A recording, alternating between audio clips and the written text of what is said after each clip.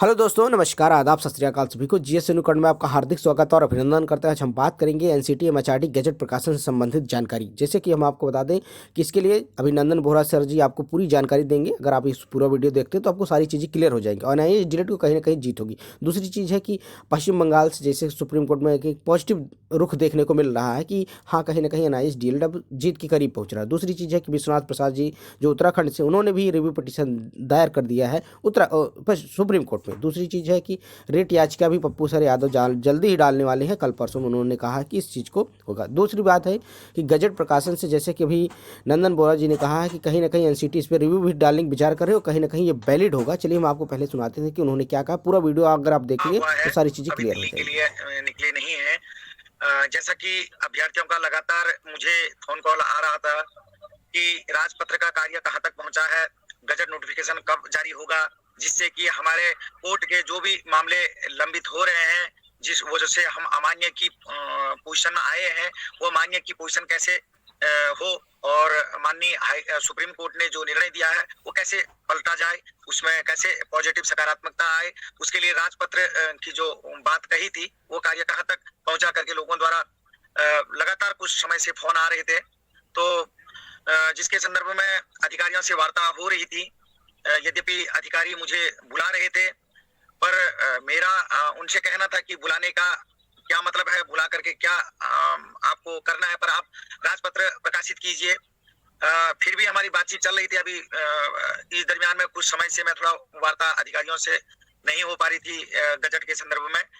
पर इस संदर्भ में अभी जब संसद का सत्र चल रहा है आज से 9 फरवरी तक, तो मेरे द्वारा कई सांसदों से संपर्क किया गया।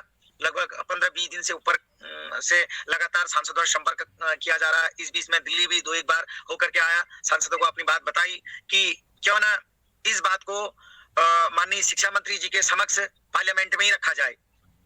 राजपत्र जारी न होना, प्रशासनिक जो त्रुटियां एनसीटी से, एमएचआरडी से, केंद्र सरकार से हुई है, जिसका खामियाजा आज हम एनआईए डीएलएड के अभ्यर्थी भुगत रहे हैं, उसके विषय में केंद्र सरकार क्या स्टैंड ले रही है, हम लोगों का भविष्य के साथ जो खिलवाड़ हो रहा है उसमें क्या कार्रवाई कर रही है और कब तक करेगी, ये प्रश्न पार्लियामेंट में रखे जाएंगे। शीघ्र ही आपको 9 तारीख से पहले आपको ये बहस सुनने को मिलेगी और लिखित रूप में इस बात का धर्मेंद्र प्रधान जी के द्वारा जवाब हम लोगों के समक्ष होगा, जिसके कि आप लोगों के चैनल के माध्यम से, अपने ट्विटर के माध्यम से लोगों तक मैं बात जीतेंगे, इसमें कोई संदेह नहीं है। बस हम इस बात की प्रतीक्षा में हैं कि आज के डेट में प्रत्येक कैंडिडेट को इस बात का एहसास हो चुका है गलती किसकी है। राजपत्र के लिए जो हमने जानकारी प्राप्त की उसमें 250 रुपए का एक पोस्टल ऑर्डर बनता है और वो पोस्टल ऑर्डर का कार्य इनके द्वारा नहीं किया गया, जिसकी वजह से आज देश के 14 लाख एनआईए डीएलएड वाले इतने परेशान हैं कि आप सभी लोग, प्रत्येक एनआईए डीएलएड वाला भले वो जॉब पाया हो या ना पाया हो, ये मेरिट में हो या मेरिट में ना हो, दोनों ही लोग इससे व्यथित हैं, दुखी हैं। तो निश्चित तौर पर हम इन बातों को अपना धर्मेंद्र प्रधान जी के समक्ष रख चुके हैं और जो विपक्ष के सांसद हैं उनके द्वारा भी रखा जाएगा और राजपत्र जारी होगा ही होगा। के अधिकारियों को अलग अलग माध्यमों से ये बात से अवगत करवा दिया गया है कि आप रिव्यू फाइल करके माननीय सर्वोच्च न्यायालय में कहें कि राजपत्र जारी न होने की वजह से ये दिक्कत आई।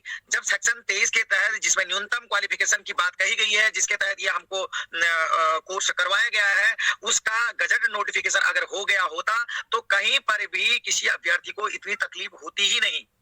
आज सूचना अधिकार के माध्यम से मैंने भी किया, कई अभ्यर्थियों ने, अलग अलग विद्वान लोगों ने, हमारे जो एनआईए डीएलएड के अभ्यर्थी हैं उन्होंने सूचना अधिकार में एनसीटी के ऊपर, पब्लिकेशन डिपार्टमेंट के ऊपर, एमएचआरडी से ये जानकारी प्राप्त कर ली है कि भाई हमारा गजट नोटिफिकेशन क्यों जारी नहीं हुआ है। आज इस बात का प्रमाण हमारे पास मिल गए हैं, जिसके प्रमाण एनसीटी को भी हमने प्रस्तुत कर दिया। जब पहले हम सूचना अधिकार में एनसीटी को पूछते थे तो एनसीटी एक जवाब लिखती थी कि आपका गजट पब्लिकेशन का कार्य हमने कर लिया था, जिसका डॉकेट नंबर इतना है, पर कौन से डेट को उन्होंने वो आदेश, वो ऑर्डर भेजा, उसका डेट नहीं लिखते थे। जब यही बात पब्लिकेशन डिपार्टमेंट से पूछा गया तो पब्लिकेशन डिपार्टमेंट ने भी ये बात कह दी कि यह कार्य एनसीटी के गलती की वजह से रह गया था।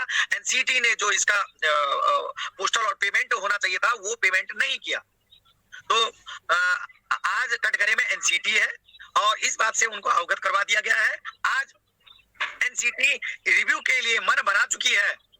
बस उनको यह है कि ये दबाव कितना बनाते हैं, तब हम जाकर के आए। मैंने उनको बोल दिया यदि आप समय पर रिव्यू फाइल नहीं करेंगे, इस बात को एक्सेप्ट नहीं करेंगे कि सुप्रीम कोर्ट में क्या गजट नोटिफिकेशन जो भी दस्तावेजों की कमी रही, जो क्लरिकल मिस्टेक रही, वो हमारी थी। इसलिए इन बच्चों को इस लाभ से वंचित न किया जाए। हम पहले ही इस बात को स्वीकार कर चुके हैं, न केवल हम ही कर चुके हैं बल्कि एचआरडी मिनिस्ट्री भी इस बात को स्वीकार कर चुकी है कि यह जो डीएलएड है, द्विवर्षीय डीएलएड है और राज्य के डीएलएड के समतुल्य है। फ्रेश रिक्रूटमेंट के लिए ये भी एलिजिबल है, पात्र है, लिहाजा इनको इस पात्रता के लिए अवसर दिया जाना चाहिए। तो आज इस बात के लिए डिनाई नहीं कर सकते हैं। बस एनसीटी के समझ में अब ये बात आने लग गया। मुझे भरोसा है एनसीटी इस बात पर गौर करेगी और रिव्यू दायर करके जज साहब को इस बात के लिए कहेगी कि भाई ये गलती की सजा एनआईएस डीएलएड अभ्यर्थियों को न दिया जाए और हमको समय दिया जाए। हम इतने समय के अंदर जो भी क्लरिकल मिस्टेक हुई राजपत्र से संबंधित उस कार्य को पूर्ण कर लेंगे। तो जाहिर सी बात है हमारे रिव्यू भी एक्सेप्ट होगी और केस भी जो है वो पलट करके हमारे पक्ष में होगा। जैसा कि आपने देखा कि उन्होंने साफ साफ इस चीज़ को क्लियर किया कि एनसीटी रिव्यू पिटीशन भी सुप्रीम कोर्ट में दायर करेगी और सुप्रीम कोर्ट में कहेगी कि हाँ कहीं ना कहीं प्रशासनिक त्रुटियां हुई थी और इस त्रुटियों को एक्सेप्ट किया जाएगा, उसको संशोधन करके और एनआईएस डीएलएड वैलिड होगा। खबर यही थी। अगर वीडियो पसंद आता है चैनल को लाइक करें, ज़्यादा से ज़्यादा अपने दोस्तों में शेयर करें।